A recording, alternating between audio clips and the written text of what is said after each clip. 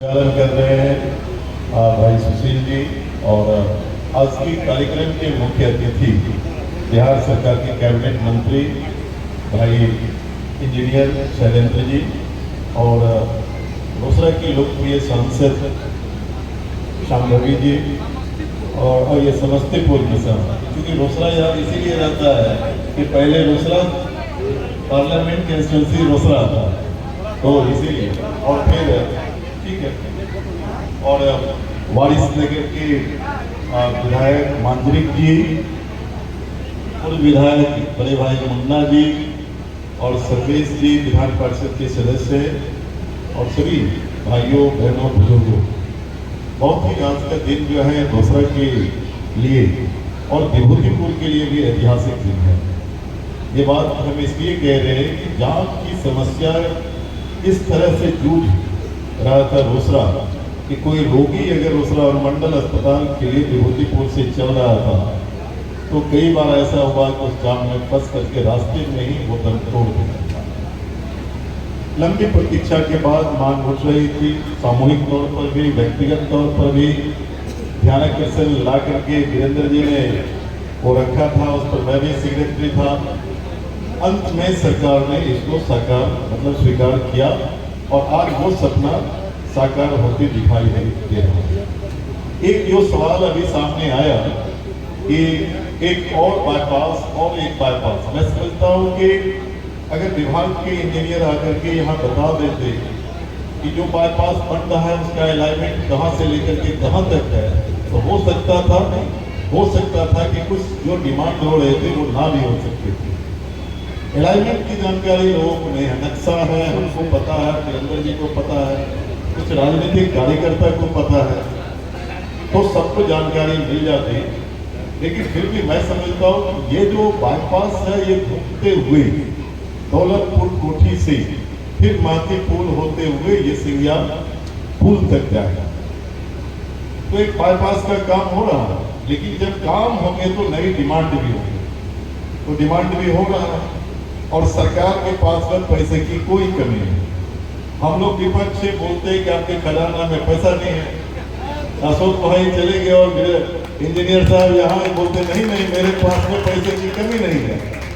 लेकिन तब अगर जब सवाल हम कर देते हैं कि जिस विभूतिपुर के 125 रोड की स्वीकृति अशोक भाई ने किया था, आखिर वो बनना रुक क्यों गया? क्या कारण है कि वो नहीं बन रहा है? 40% 50% हो गया, पीसीसी किया और उसके बाद काम रुक गया। और ये काम सिर्फ विभूतिपुर में नहीं होता, रोसड़ा में भी भाई वीरेंद्र के रोड जो है ना बनते हुए रुक गया होगा।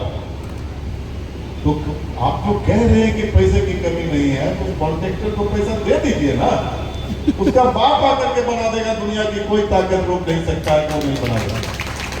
लेकिन सवाल है कि सच्चाई से कहां जाइएगा? आप तो अखबार में बयान में दिए, हम नहीं कह रहे, अखबार में कहे कि हमारे पास पैसा है सिर्फ सैलरी देने के लिए कर्मचारी को और पेंशन देने के लिए।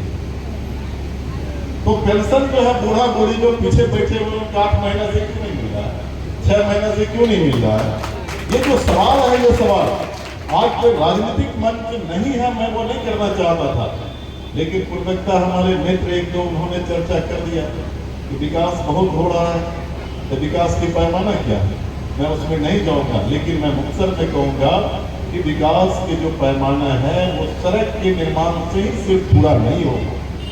सड़क आर्थिक जो है ना, बोझ के बाद को प्रगति का वो एक रास्ता देगा, लेकिन विकास तब होगा जिसके बारे में इन्होंने चर्चा किया कि जिसकी डोमिनेंसी होना चाहिए। वीरेंद्र भाई ने कहा पिछली पंक्ति में बैठे हुए लोगों का अगर जीवन स्तर में कोई सुधार नहीं हुआ तो वास्तविक में समाज का विकास और राज्य का विकास आप नहीं कह सकते। भाइयों, मैं अपने क्षेत्र की 2-3 मांग को रखना चाहता हूँ।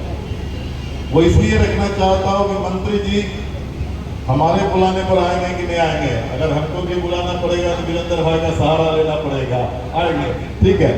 मेरे कंस्टिट्यूंसी में माननीय मंत्री जी 2 रोड ऐसा रोड है जो 2 आरसीडी रोड को जोड़ता है, और वो क्या ग्रामीण कार्य विभाग की सड़कें हैं।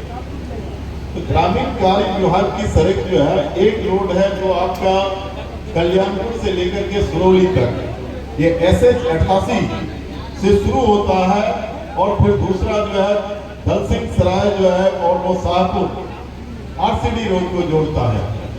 माननीय मंत्री जी से मेरा अनुरोध है, उसको आप RCD रोड में आप हैंड ओवर कर लीजिए, टैकल कर लीजिए। और दूसरा है कि जो हमारा सिंगिया पुल जहां जाकर के अलाइनमेंट रोड मिलेगा, सिंगिया पुल से लेकर के नरहन होते हुए फिर वो एक RCD रोड से जाकर के मिलेगा, वो 16 किलोमीटर का रोड है और वो ग्रामीण कार्य विभाग की सड़कें हैं। तो 16 किलोमीटर रोड को जो है मैं अनुरोध कर रहा हूँ कि उसको आप जो है सो टेक ओवर कर लीजिए। और दूसरा हम कर रहे हैं कि इधर से अगर आप जाएंगे, अगर मंत्री जी जाते पटना, तब तो सिंघिया बांध से उतरने के बाद इनको पानी में जाना पड़ता है, कि RCD का रोड जो है डूबा हुआ रहता है। सिंघिया चौक से पहले, बांध और चौक से पहले। और दूसरा पंचवटी चौक जो सिंघिया का, वहां पानी जो है बारिश होने के बाद लगती है। पटपारा जो है वहां पानी लगती है। तो मेरा कहना है कि एक बार RCD विभाग ने सभी MLA को पत्र दिया था कि जहां भी पानी लगता है आप लिख करके दीजिए। जो विभाग रोड बनाएगा वही विभाग रोड बनने से अगर पानी लगता है तो वहां ड्रेनेज सिस्टम को भी वो बनाएगा। यह आपका पत्र है, मेरा पत्र नहीं है। इसलिए मेरी विनती है, ये मेरे 3 डिमांड जो है मैं लिख करके भी दूंगा और पटना में जाके मिल करके भी मैं भाई को दूंगा, माननीय मंत्री जी को दूंगा। और हम समझते हैं कि चलिए बिहार विकास किया और विकास करना बाकी है। सफर बहुत लंबा है, इस लंबे सफर में कटीला रास्ता मिलेगा, उमर खावर रास्ता मिलेगा, उस पर भी बिना थके बिना रुके आपको संघर्ष के रास्ते पर बढ़ते रहना पड़ेगा, तभी बिहार का विकास होगा। मैं इन्हीं शब्दों के साथ मैं शुक्रिया कहते हुए माननीय मंत्री जी का और मेंबर ऑफ पार्लियामेंट का आप जाइए ना, पूछिए ना दोनों संभवी जी को, उनको दोनों का भी दे दिए। हाँ, पत्रिका भी दे दिए, पत्रिका मंत्री जी को भी दिए हैं। उसके बाद अशोक चौधरी को भी दिए पत्रिका। हम आगाह करना चाहेंगे अपनी समस्या।